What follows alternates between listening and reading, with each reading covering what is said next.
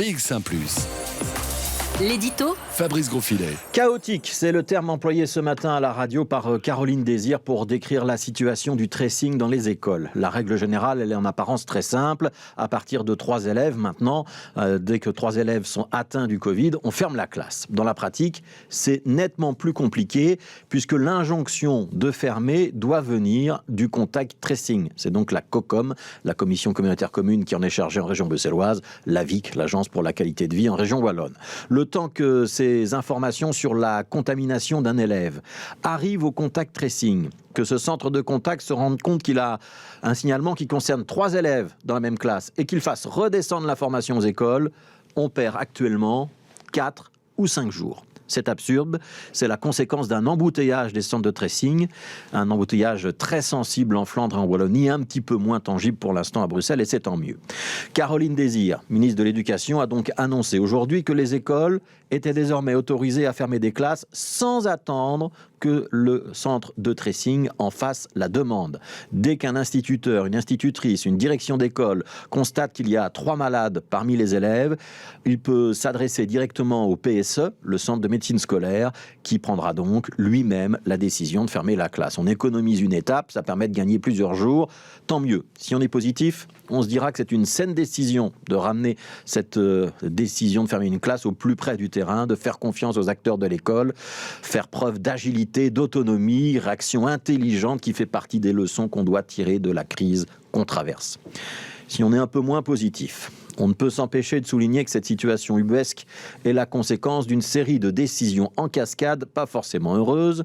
C'est parce que les centres PSE ne voulaient plus s'occuper du tracing des élèves qu'on a renvoyé le dossier vers les régions, ça leur revient maintenant, qu'on l'a fait dans un moment de tension où les centres de tracing étaient déjà submergés par les contaminations dans la population adulte, et ça, c'était vraiment pas une brillante idée.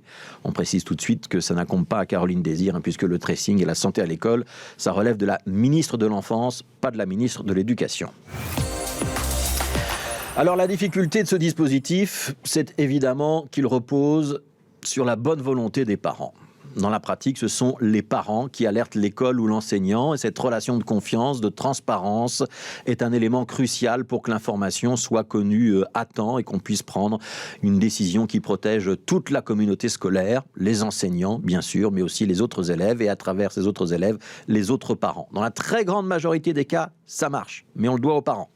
Des parents auxquels on doit aussi demander d'avoir la rigueur nécessaire lorsque leur enfant tousse, présente de la fièvre, se plaint d'un mal de tête.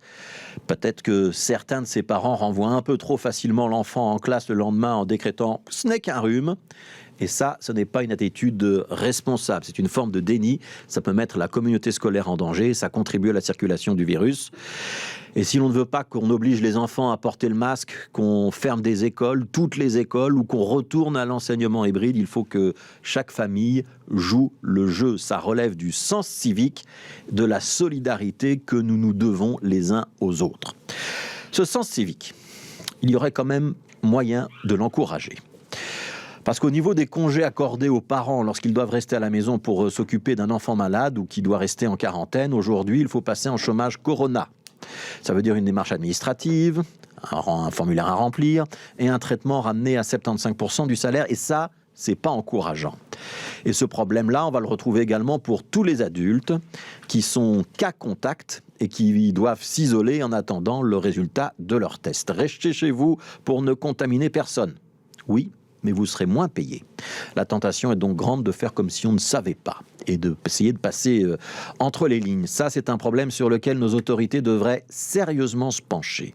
Parce qu'on ne peut pas demander aux citoyens de faire preuve de sens civique et en même temps constater que ceux qui observent la règle, qui s'isolent, qui restent à la maison pour s'occuper de leurs enfants, vont être au final financièrement pénalisés. Il y a quelque chose de profondément illogique dans ce système, de profondément injuste même.